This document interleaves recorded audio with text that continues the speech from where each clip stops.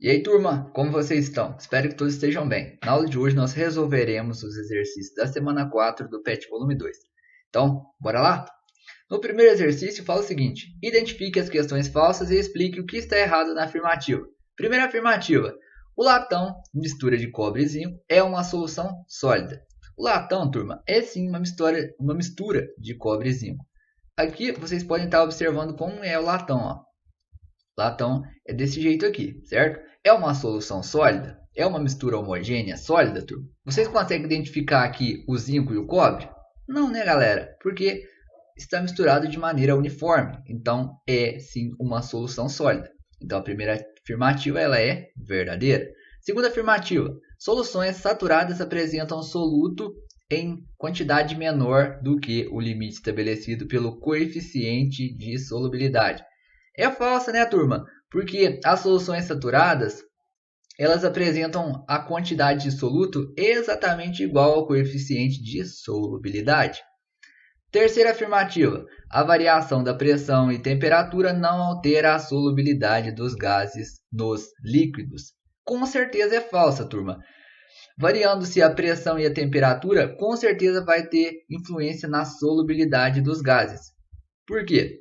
Porque a variação de pressão ela modifica a solubilidade dos gases nos líquidos da seguinte maneira: aumenta-se a pressão, o que acontece com a solubilidade? Ela também aumenta. Essa é a lei de Henry. Então, devido a esse fato, essa terceira afirmativa ela é falsa. Vocês podem estar pensando aí também no refrigerante. É possível dissolver uma maior quantidade de gás no refrigerante em temperaturas menores. Então, observem que a temperatura ela influencia na solubilidade, certinho? Quarta afirmativa: o álcool é apolar, por isso não se mistura a solventes polares como a água. Essa quarta afirmativa, turma, ela é falsa. Por que ela é falsa? Porque o álcool ele apresenta uma parte que é apolar e outra parte que ele é polar.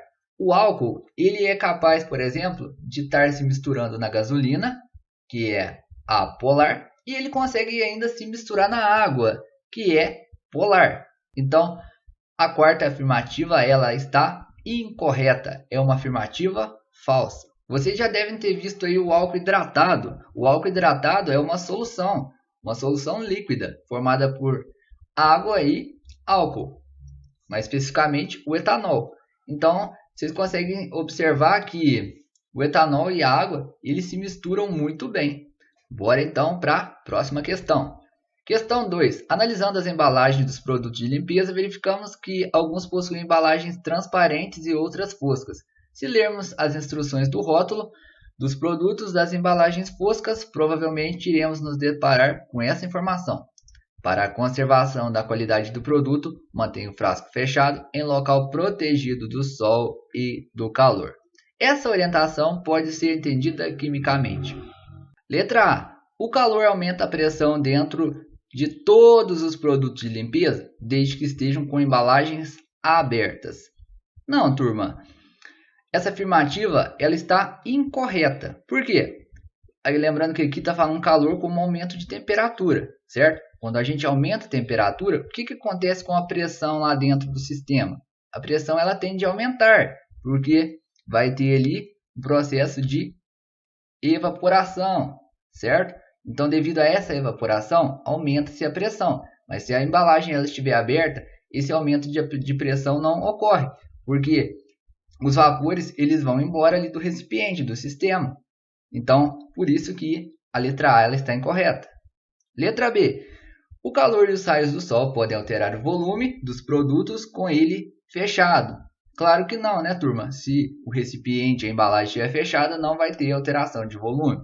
Letra C. A quantidade de soluto dentro desses produtos pode alterar se a embalagem estiver fechada. Letra C também não, né, turma? Se a embalagem estiver fechada, não tem como ter alteração na quantidade de soluto.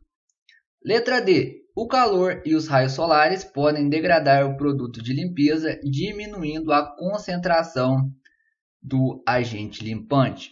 Com certeza, turma. Há substâncias que elas são muito sensíveis à luz e ao aumento de temperatura, podendo assim serem degradadas. Então, por isso que é recomendado que se guarde os produtos de limpeza em ambientes longe dos raios solares e de lugares quentes, tá joia? Então, a letra D, ela está correta. Letra E, o calor e os raios do sol alteram a pressão e o número de mols dos produtos de limpeza. Não, né, turma? Se a embalagem ela estiver fechada lá, não vai ter alteração no número de mols dos produtos de limpeza, beleza? Então, a única alternativa correta da questão 2 só pode ser a letra D. Questão 3. O trecho abaixo foi retirado do rótulo de um alvejante à base de cloro de uso geral. Aí vai apresentar para a gente lá no rótulo. Composição: hipoclorito de sódio, hidróxido de sódio, cloreto de sódio, água e perfume. Teor de cloro ativo entre 2 e 2,5% peso por peso. Aí o exercício vai pedir para a gente estar assinalando a alternativa correta. Letra A. O solvente é o hipoclorito de sódio? Com certeza não, né, turma? Se tem água aqui, a água então vai ser o solvente.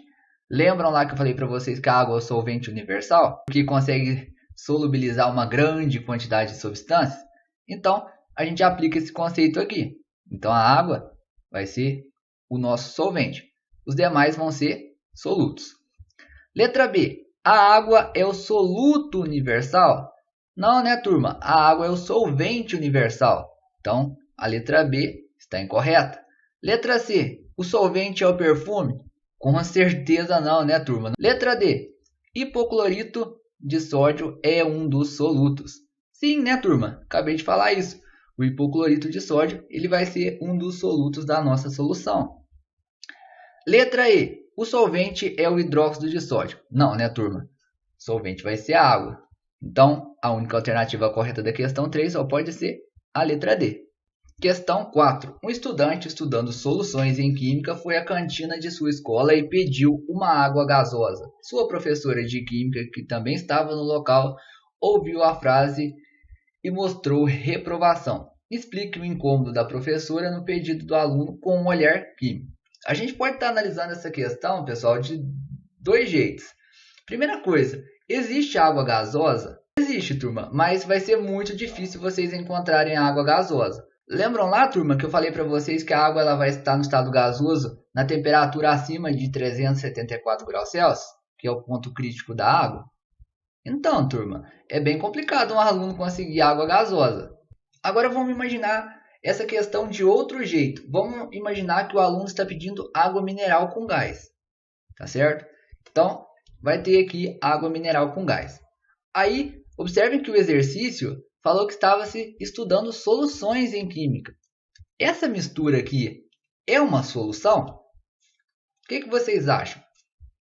Claro que não, né, turma?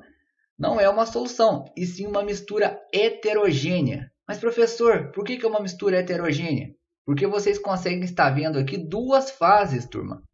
A fase líquida e as bolinhas de gás. Então, a água mineral gasosa, ela não é uma mistura homogênea, e sim uma mistura heterogênea. Por se tratar de uma mistura heterogênea, ela não pertence ao tema soluções, porque as soluções são misturas homogêneas, misturas formadas por uma única fase.